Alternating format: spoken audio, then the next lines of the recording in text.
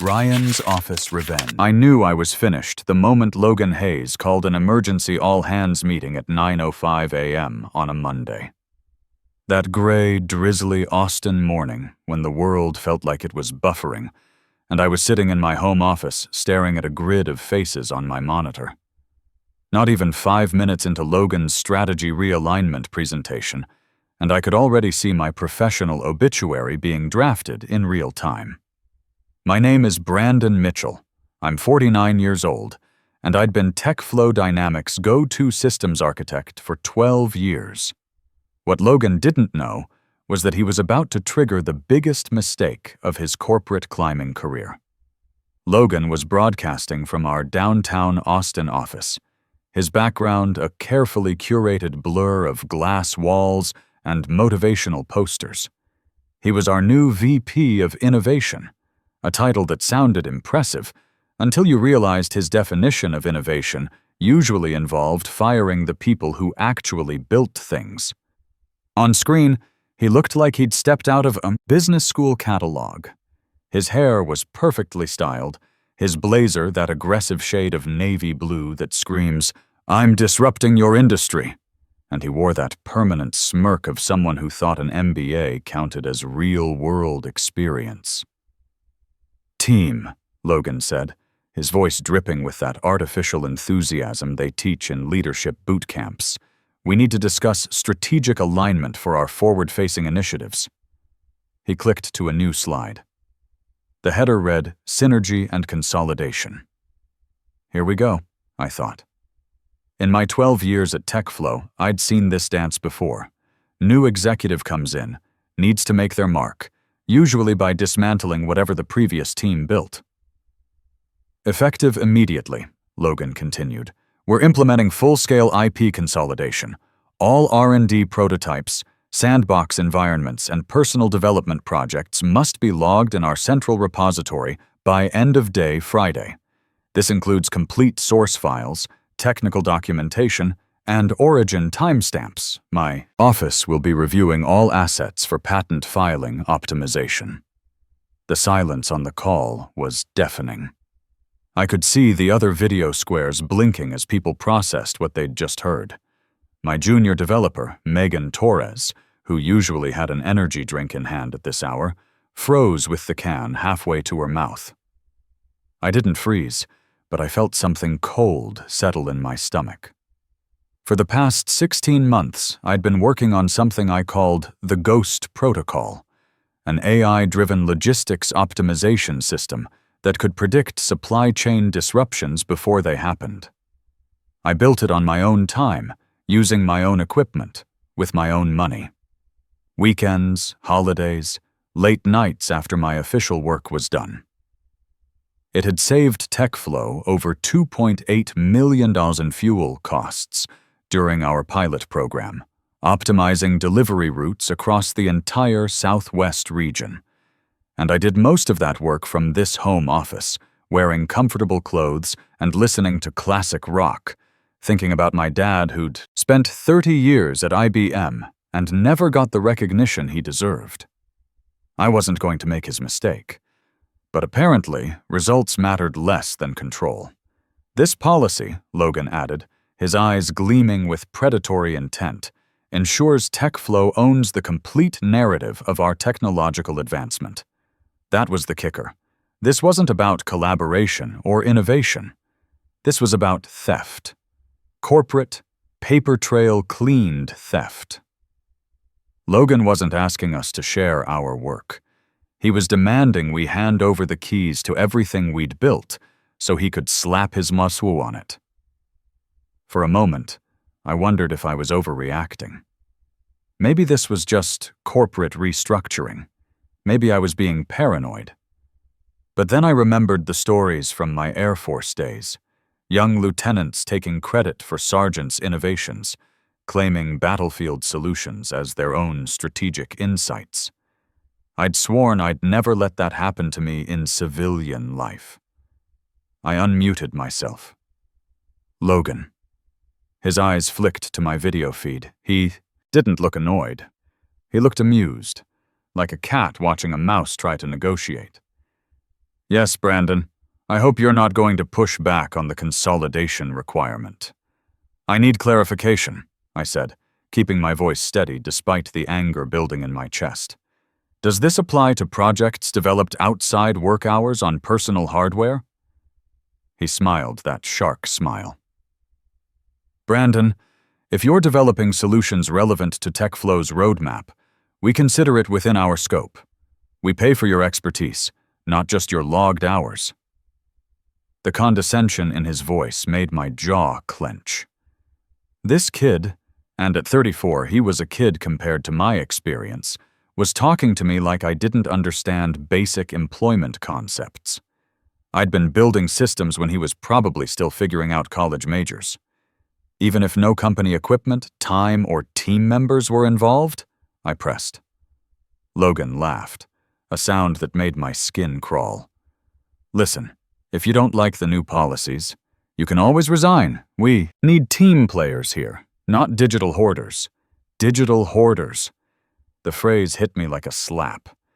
After 12 years of loyalty, of missed family dinners to fix their broken systems, of weekends spent optimizing their processes, he was calling me a hoarder for protecting work I'd done on my own time. The call went silent. This time, it wasn't shock. It was anticipation. Everyone was waiting for me to explode, to cite labor laws or demand to speak to HR. The old Brandon might have done that. The guy who spent his first few years at TechFlow trying to fit in, trying to be the team player they wanted. But something had changed in me over the past few months. Maybe it was watching my mentor Russell get pushed into early retirement. Maybe it was seeing how easily they'd dismissed other experienced engineers. Maybe it was just finally understanding that loyalty was a one-way street in corporate America. Understood, I said, my voice calm as glass. Then I smiled, not the friendly smile I usually wore in meetings, but something colder. Thanks for clarifying the situation, Logan. I clicked the red Leave Meeting button. The grid of faces vanished, replaced by my desktop wallpaper, a photo from my last fishing trip to Lake Travis, back when I still had time for things that mattered. I sat there for a moment, staring at that photo. My hands weren't shaking, which surprised me. I'd expected to feel panic or rage, or at least uncertainty. Instead, I felt something I hadn't experienced in years. Clarity. I didn't throw anything. I didn't curse. Instead, I walked to my closet and pulled out a white cardboard box I'd kept flattened for emergencies. I taped the bottom shut with methodical precision, the same way I'd packed my gear after each deployment.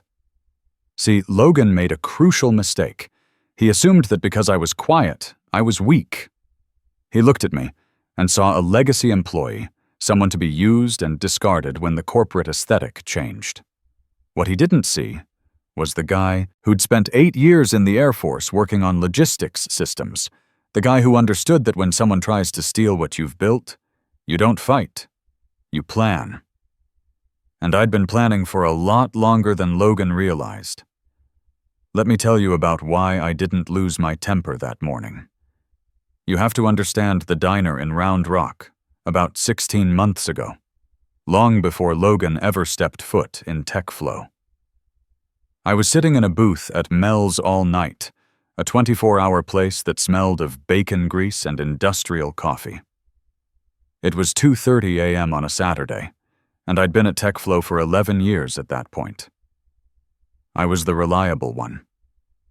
The guy who fixed other people's code, who made half-baked ideas actually work, who saved executives from their own technical ignorance. But I was invisible. My name never made it onto the slide decks.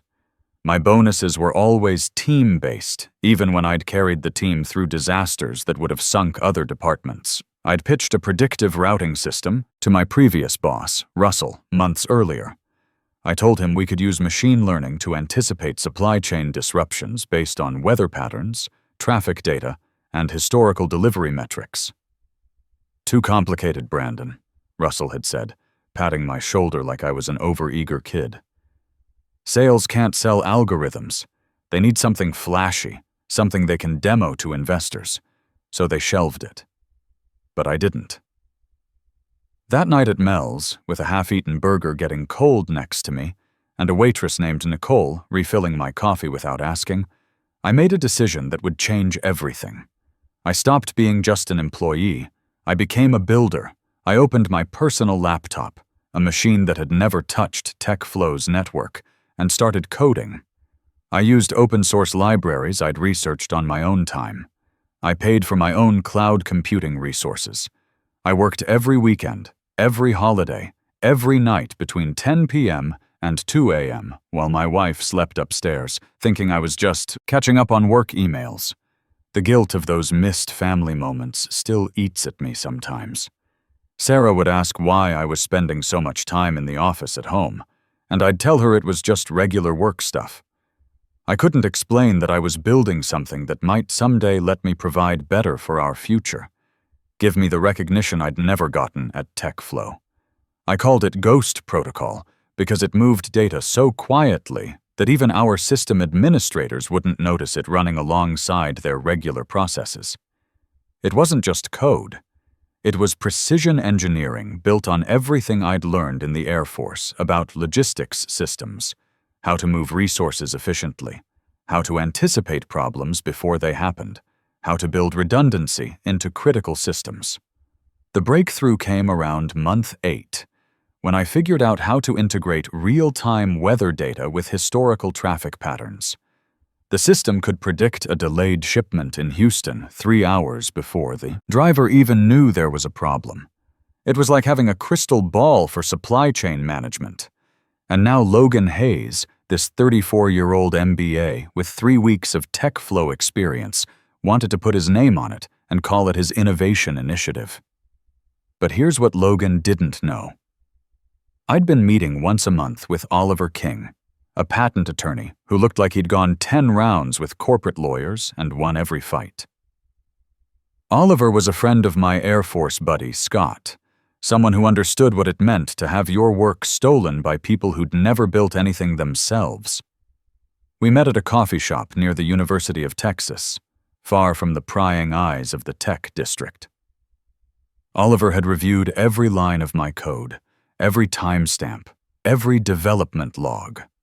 The documentation was military precise, something I'd learned from dealing with Air Force procurement processes where one misplaced comma could kill $1 million project. "This is clean, Brandon," Oliver had told me 2 weeks before Logan's ultimatum. "You built this entirely outside your employment scope. TechFlow's intellectual property clause has specific carve-outs for work done on personal time without company resources. They have no legal claim to this." "They'll try anyway," I'd said, thinking about all the stories I'd heard from other engineers who'd been bullied into giving up their side projects. Oliver had grinned, the kind of smile that made opposing counsel nervous. "Let them. That's when we hit them with the patent interference suit. But Brandon, you have to be ready to walk away the moment they try to claim ownership. You can't give them any wiggle room to argue you developed this as part of your job duties." That conversation had been the turning point. I'd spent so many years being the loyal soldier, following orders, putting the company's needs ahead of my own. But loyalty had to be a two-way street, and TechFlow had made it clear they saw me as disposable.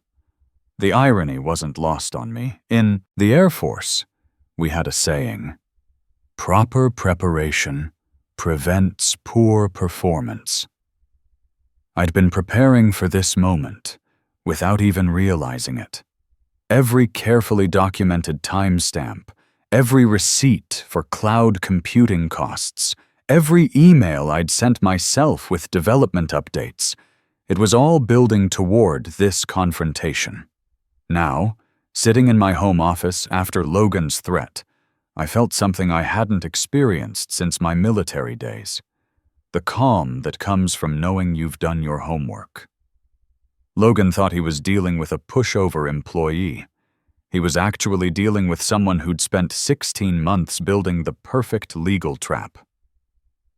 I picked up my phone and scrolled to Oliver's number. Time to spring it. But first, I had one more piece of the puzzle to put in place. I needed to make sure Logan committed fully to his theft before we revealed our hand. In chess, you don't threaten checkmate until you're absolutely certain your opponent can't escape. And Logan was about to walk right into checkmate. I drove straight to downtown Austin, to a co-working space called Innovation Hub. It wasn't glamorous. The carpet smelled like energy drinks and broken dreams.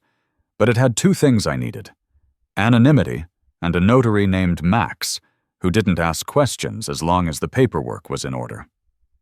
"Looks like someone's having a productive day," Max said, eyeing the stack of documents I'd prepared over the past few months. Oliver had helped me organize everything into a package that would make the patent office happy and give Logan's lawyers nightmares. "Let's make it official, Max," I said, uncapping my pen with the same steady hand I'd used to sign deployment orders years ago. What I filed were 2 provisional patent applications, one for AI-based predictive logistics routing and another for the Ghost Protocol architecture itself. The documentation trail was longer than a government contract and twice as detailed.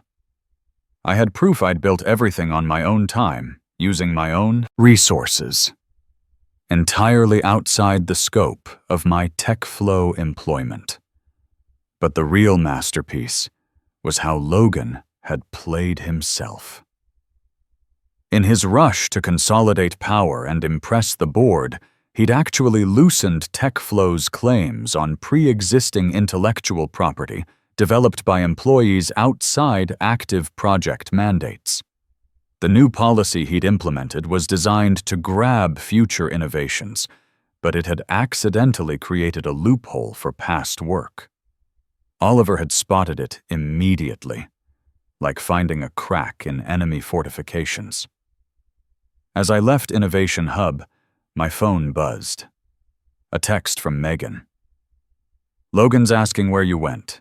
He wants you in the 2 p.m. sync. Everyone's freaking out about the IP upload deadline." Poor kid.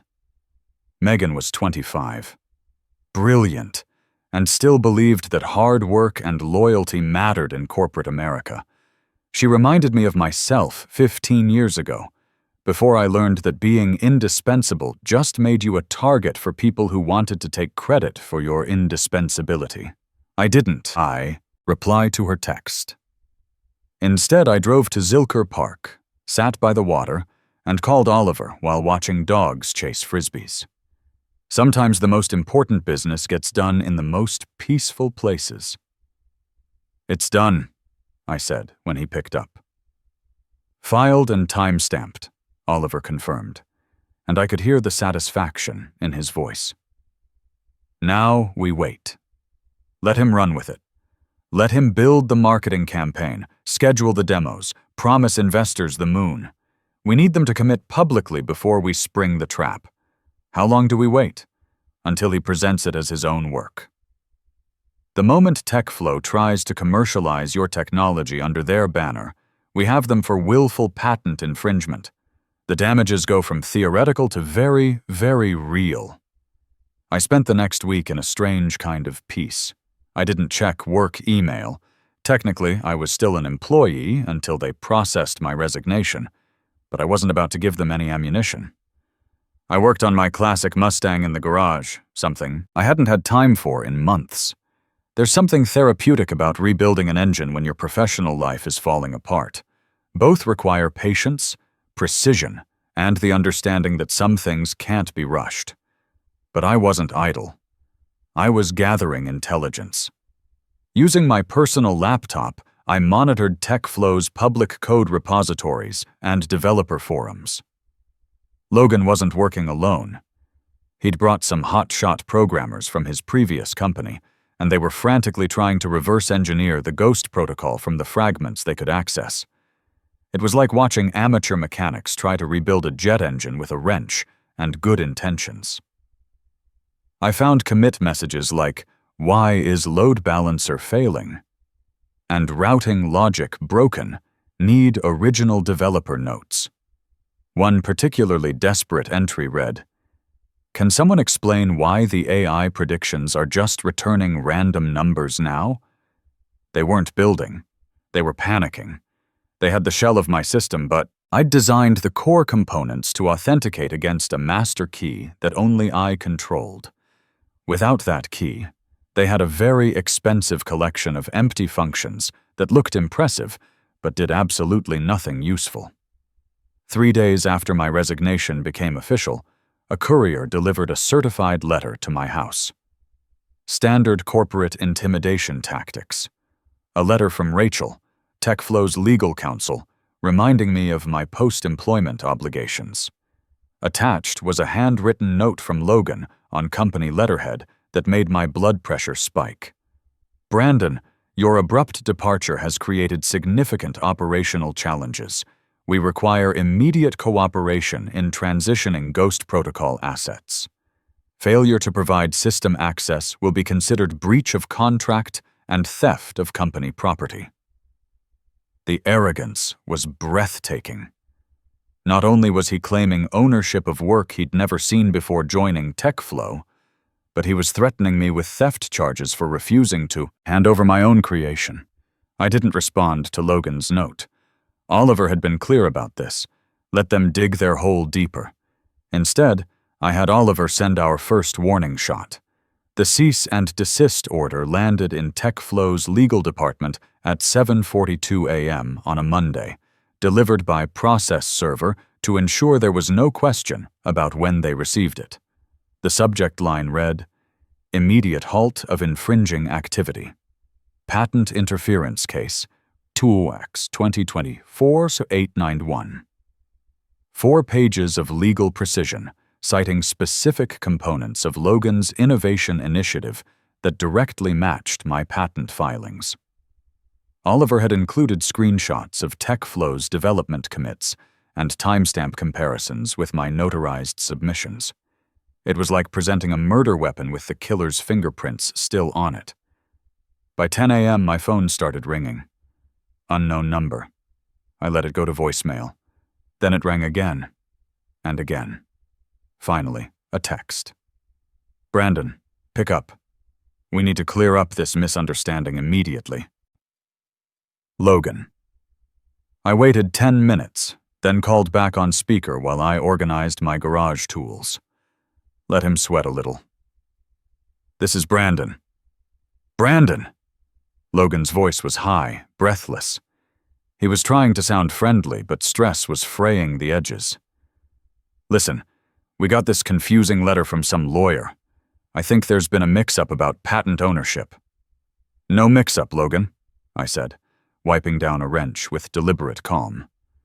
"Those are my provisional patents. The routing engine, the predictive algorithms, I built them independently on my own time." "That's impossible," Logan scoffed, though the laugh sounded forced. "Anything you worked on while employed here belongs to TechFlow. That's standard IP assignment." "Not under the policy revisions you implemented," I said, setting down the wrench. Section 4, Paragraph B of your new employee agreement. Pre-existing intellectual property not developed under specific managerial directive remains employee property. You loosened those restrictions to attract entrepreneurial talent, remember? I just walked through the door you opened. The silence stretched long enough for me to hear him breathing hard on the other end. "Brandon," his voice dropped an octave, the friendly mask slipping entirely. "We launch at the Southwest Tech Innovation Summit in 2 weeks. The press is invited. Investors are flying in. You are not going to derail this company over a technicality. It's not a technicality, Logan. It's ownership. You called me a digital hoarder. You told me to resign if I didn't like your policies. So I did, and I took my property with me." "You can't do this," he hissed. "I'll bury you in legal fees. I'll make sure you never work in tech again." "You're welcome to try," I said, genuinely calm now. "But Logan, you might want to check the Ghost Protocol module in your current build. I imagine it's throwing some interesting errors right about now." I hung up. 30 seconds later, Megan texted, OMG, the entire routing system just crashed. Everything's gone. The demo is in 8 days and Logan is losing his mind. What happened? I felt a pang of guilt about Megan getting caught in the crossfire. She was a good kid who didn't deserve to be collateral damage in Logan's power grab. But I'd tried to warn her to stay clear, and hopefully this would teach her something about corporate loyalty that no business school ever could. You see, while Logan's team was playing with what they thought was my code, they'd left the actual back-end server running to make their development environment look legitimate. That back-end server had been checking for authentication from my personal license key, a key I'd revoked the moment I resigned. Without it, the system didn't just stop working. It announced exactly why. The next week was corporate chaos in real time, and I watched it unfold through industry forums and Megan's increasingly desperate texts. Logan doubled down, telling the board that my legal threat was a disgruntled employee's extortion attempt. He forced the remaining engineers to work around the clock trying to rebuild what they'd lost. But you can't reverse engineer genius under deadline pressure. I found Reddit threads with titles like, "My VP is making us rebuild a core system in 8 days because he fired the creator. Send help." The responses were brutal. RIP your company, and time to update those LinkedIn profiles. Meanwhile, Oliver and I were building an ironclad case. We had development logs, witness statements from my Air Force buddy Scott, who'd seen me coding on weekends, and video footage I'd recorded of myself working on key algorithms months earlier. Every piece of evidence pointed to the same conclusion. Ghost Protocol was mine, built on my time with my resources. The turning point came when Megan called me 2 nights before the summit. "Brandon, I have to tell you something. Logan's planning to fake the entire demo." "What do you mean?" "He's going to run a pre-recorded video and pretend it's live, functionality. He told the team that once investors commit, TechFlow can acquire a solution or rebuild post-launch. He's basically planning to commit fraud on stage." That was checkmate. If Logan presented fraudulent technology as a working TechFlow product while under a cease and desist order, he wasn't just violating my patents. He was committing securities fraud in front of potential investors. "Megan, listen carefully," I said. "Do not put your name on anything related to that demo. Document everything Logan tells you to do, but don't participate. You don't want to be anywhere near this when it explodes. What's going to happen?" "Justice," I said. Finally. The Southwest Tech Innovation Summit was held at the Austin Convention Center, and general admission tickets were surprisingly affordable. I bought one. Walking into that convention hall, I felt the same calm focus I'd experienced before important missions in the Air Force. Everything was in place. Oliver had federal marshals standing by with an injunction. The trap was set, baited, and ready to spring. Logan's TechFlow booth dominated the main exhibition floor. Massive banners proclaiming Ghost Protocol, revolutionary logistics AI, expensive demo hardware, and a countdown timer to his keynote presentation. He was working the crowd like a politician, promising revolutionary breakthroughs that would transform entire industries. When he spotted me in the audience, his smile faltered for just a moment. Then he walked over, trying to project confidence he clearly didn't feel. "You've got nerve showing up here," he whispered. "Wouldn't miss it," I said. "Break a leg, Logan." I meant it literally. Sometimes the best revenge isn't getting angry. It's being prepared when your enemies underestimate the quiet guy in the corner. Logan thought he was stealing from a pushover employee, but he was actually robbing a patient strategist who'd spent 16 months building the perfect trap.